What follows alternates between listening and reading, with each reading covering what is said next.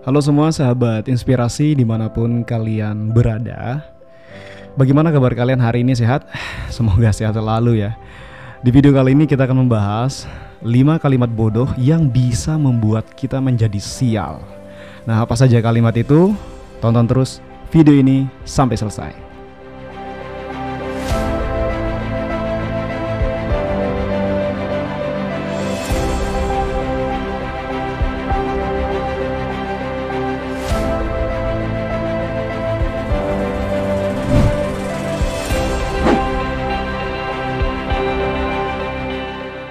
Kalian pasti sudah pernah mendengar sebuah ungkapan yang mengatakan setiap kata adalah doa. Jadi setiap kita mengatakan sesuatu itu sebenarnya doa untuk diri kita sendiri.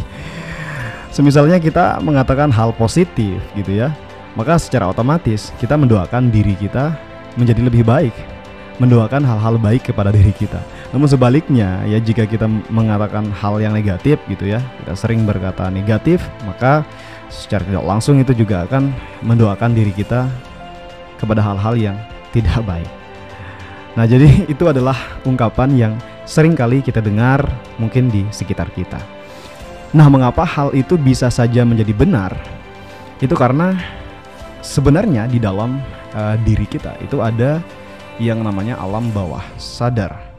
Namun alam bawah sadar ini seringkali mengarahkan kita untuk melakukan sesuatu yang tidak kita sadari. Misalkan karena setiap hari gitu ya, dulu waktu kita kecil kita sering dikasih cerita sama orang tua kita seperti mitos. Sampai kita dewasa pun kita akan selalu ingat mitos itu. Dan kita kalau mau melakukan sesuatu itu suka takut dengan mitos tersebut, karena dari kita kecil kita sudah dibiasakan mendengarkan mitos-mitos oleh orang tua kita. Jadi alam bawah sadar kita lah yang akan menyerap itu semua. Dan secara tidak langsung juga ya, alam bawah sadar itu akan mempengaruhi mindset kita dan akan mempengaruhi perilaku kita ke depannya. Oleh sebab itu penting sekali untuk kita mempelajari apa saja kalimat-kalimat atau hal-hal yang tidak semestinya harus kita katakan.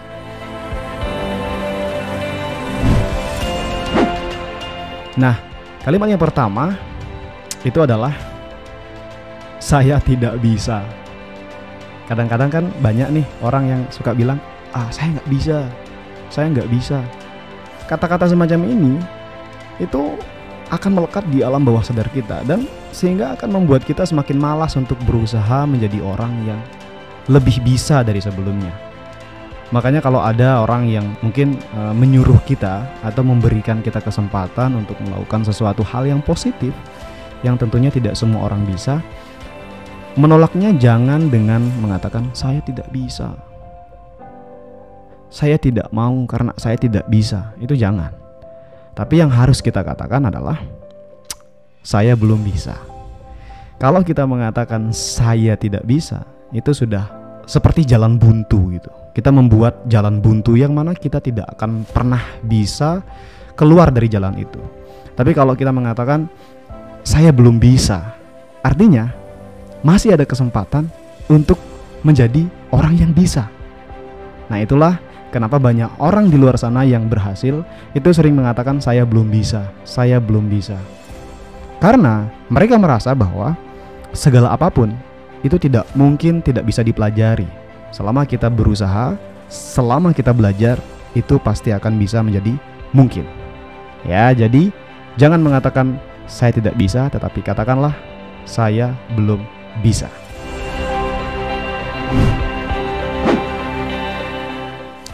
Yang kedua, saya bukan mereka. Mereka itu emang udah jago dari lahir. Saya mah nggak bisa kayak begini. Nah, kata-kata semacam ini ya juga akan mengendap ke alam bawah sadar kita dan mempengaruhi mindset kita. Misalkan orang ini punya keahlian dalam di bidang A misalkan gitu ya. Nah, sedangkan kita tidak bisa di bidang itu. Kita jangan pernah berkecil hati bahwa saya bukan mereka yang jago melakukan hal ini. Kita santai aja, percaya diri aja bahwa Setiap orang itu punya kelebihannya masing-masing. Lah kita mungkin nggak bisa kelebihan kita sama dengan mereka, atau mungkin daya serap kita dengan mereka itu sama, itu nggak bisa. Jadi ada orang yang mungkin daya serapnya tinggi, ada orang yang mungkin daya serapnya rendah.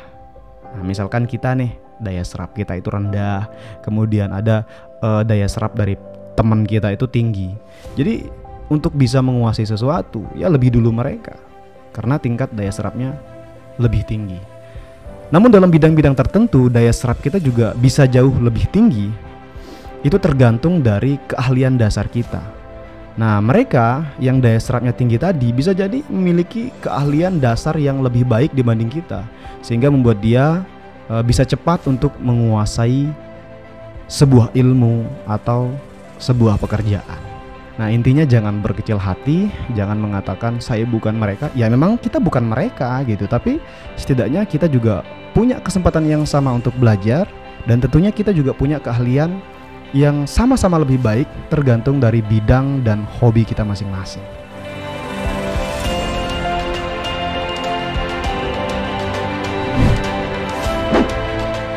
Yang ketiga, saya memang sudah ditakdirkan begini.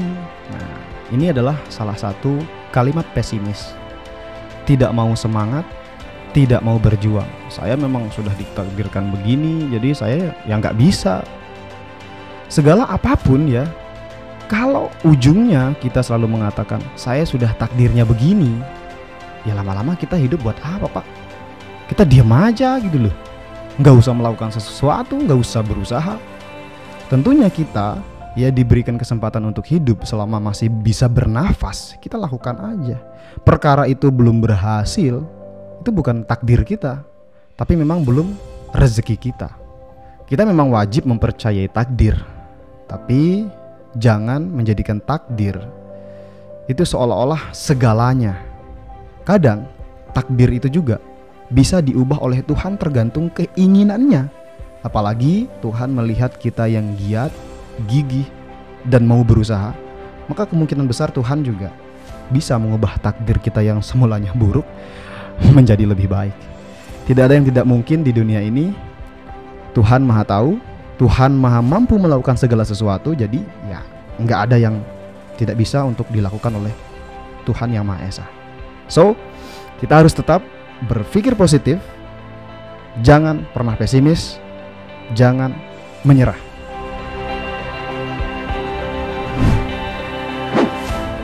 Kalimat yang keempat adalah saya sudah melakukan semuanya. Nah, jadi kalimat yang keempat ini seolah-olah kita itu adalah orang yang sudah melakukan banyak hal, sudah pengalaman, sudah paling pintar. Padahal kita baru secuil saja melakukan sesuatu, seolah-olah kita sudah melakukan semuanya. Dan ini tidak baik untuk kita katakan. Karena kalau kita sudah melakukan semuanya, itu pertanda bahwa kita nggak mau lagi melakukan hal-hal baru, melakukan hal-hal lain. Karena kita merasa bahwa kita sudah pinter, sudah melakukan semuanya. Kita jangan pernah merasa puas, merasa bahwa kita adalah orang yang paling banyak pengalaman. Karena di balik pengalaman kita masih banyak orang di luar sana yang jauh lebih berpengalaman dibanding kita. So, tetap berusaha melakukan banyak hal, meskipun di dalam hal yang kita lakukan kita seringkali gagal, kita seringkali salah gitu ya. Itu wajar, karena semua itu adalah bagian daripada proses. Tidak ada hal yang tidak bisa kita pelajari selama kita mau berusaha dan mau berjuang untuk mempelajarinya. Ya, jadi itu yang keempat.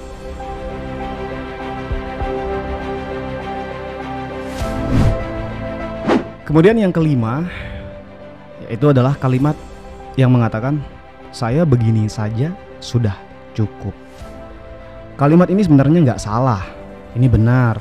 Kita sudah merasa bersyukur dengan apa yang kita jalani dan kita alami saat ini. Tapi ya, alangkah lebih baiknya kita harus mengatakan saya sudah cukup, namun saya ingin berusaha menjadi lebih baik lagi.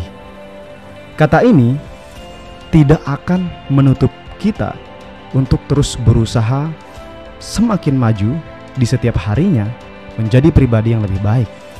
Karena di balik rasa cukup syukur kita yang ada itu, kita masih mengharapkan hal lebih yang diberikan Tuhan kepada kita.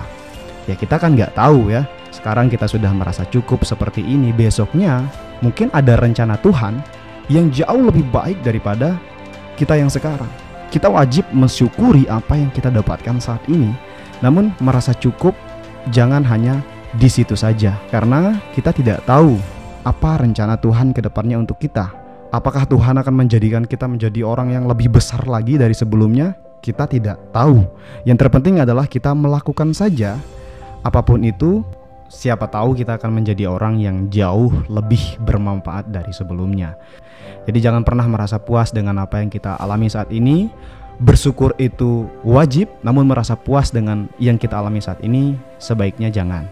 Kita harus haus akan ilmu pengetahuan dan terus belajar melakukan segala sesuatu yang baru yang tentunya berdampak baik dan berkembang untuk diri kita sendiri.